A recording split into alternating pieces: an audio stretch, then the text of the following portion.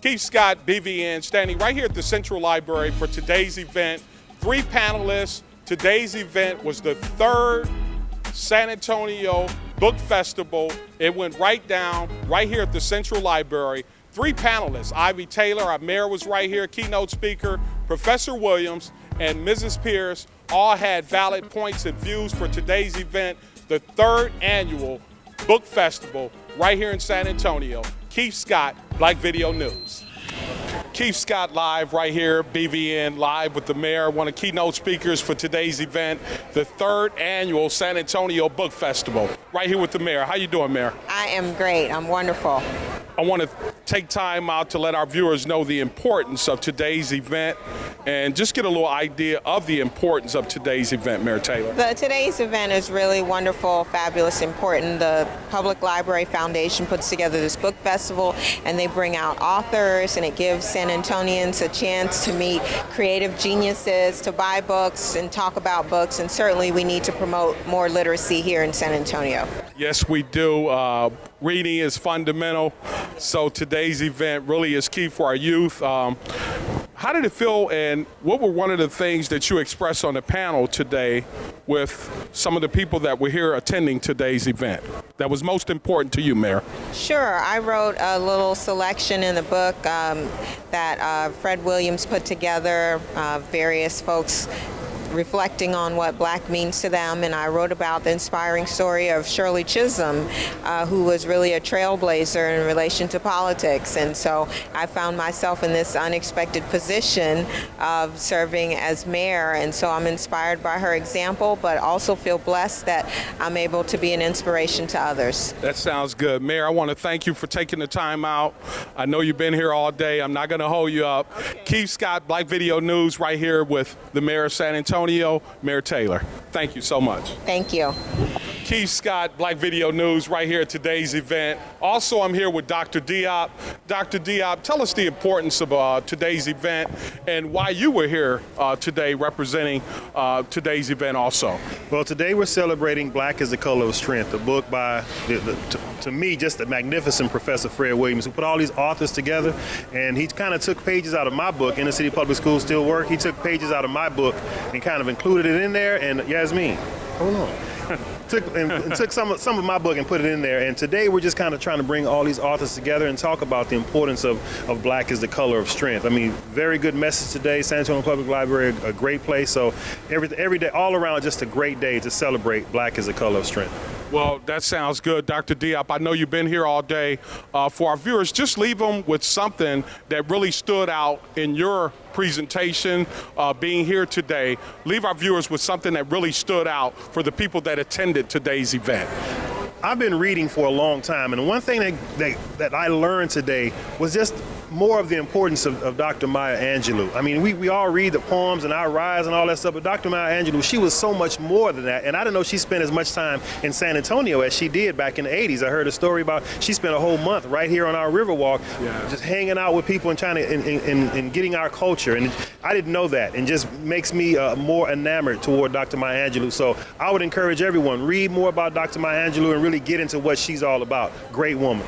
Yes, that's good. Thank you, Dr. Diop. Right here, Keith Scott, BVN with Dr. Diop. Thank you. All right. Thank you, Doc. Keith Scott, right back at you for today's event. I'm right here with keynote speaker, Aranetta Pierce. And ma'am, I wanted to ask you the importance, and I wanted to get your view on today's event and the importance of it. The importance of today's event to me is an opportunity for us to share with the community and our own community and the larger community all that is so significant and important about the African American experience and where we see our contributions and how important we feel our place has been in this country. Correct. There were some really strong views when we talk about being Black in America, and I know you had a good answer for that. For our viewers, can you let our viewers know the importance and the pride of being an African American in our country?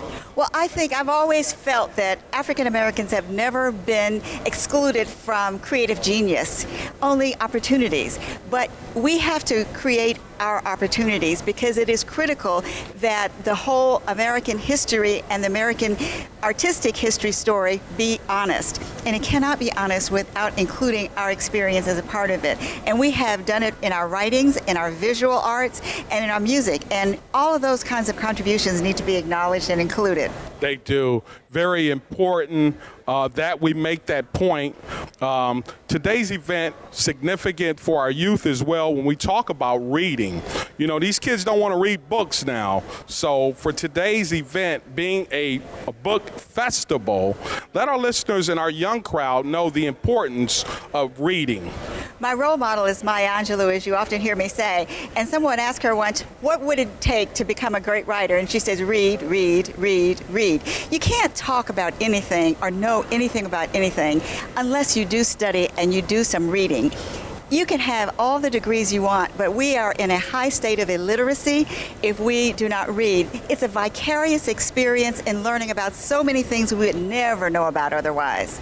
You heard it first right here. Keith Scott, BVN with Mrs. Pierce for today's event, the 3rd annual book festival right here at the Central Library. Thank you so much, ma'am. Thank you. Thank you. It's a pleasure. Thank you. Thank you. Keith Scott, right back at you right here at today's event.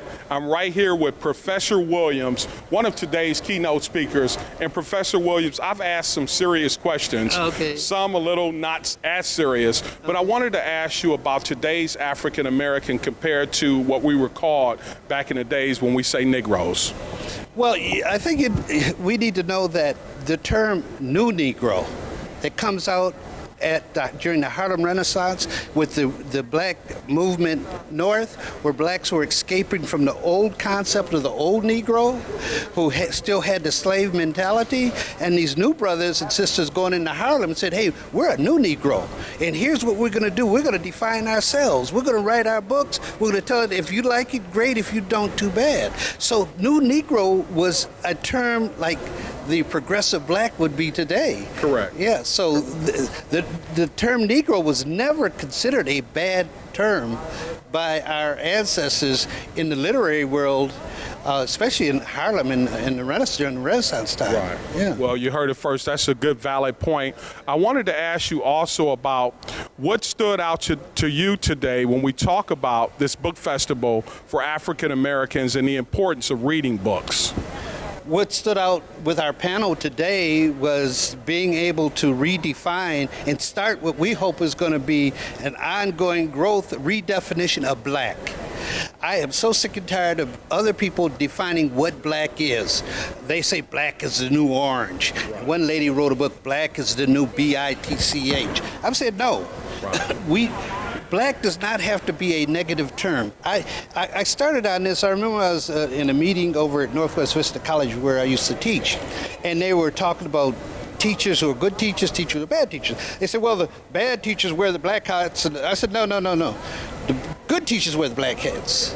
Right. And the bad teachers can wear the white hats. And I said, just something like that. When you will say that, and you're teaching black students, your attitude about the color black affects the way you're going to deal with those students.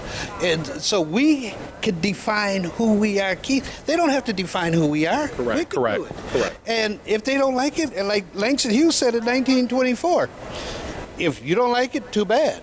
Correct. We can do this ourselves. And so that's the purpose for Black is the Color of Strength. Man, you guys are going to love Black is the Color of Love. That is a beautiful short stories in there. And then the last one, as I mentioned, is going to be Black is the Color of Spirituality. We're going to do a series of Black is. We're going to start to change the way people view the term black. Wow. Well, you know, back in the days when I was growing up in the 70s, we were black and proud, but just leave them with that again for my viewers and tell them the significance and the meaning behind the word black again, Professor. Our meaning, my meaning? Your meaning, Professor. My meaning behind the word black is a very powerful, loving ancestors who brought us over the rough side of that mountain, Keith. I mean, they made it for us, you know, and are we living up to their standards?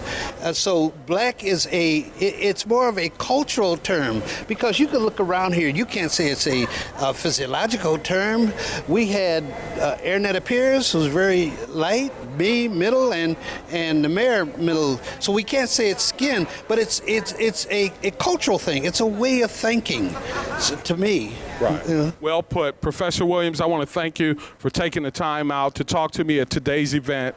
Keith Scott, BVN with Professor Williams. Thank you so much, sir. Thank you.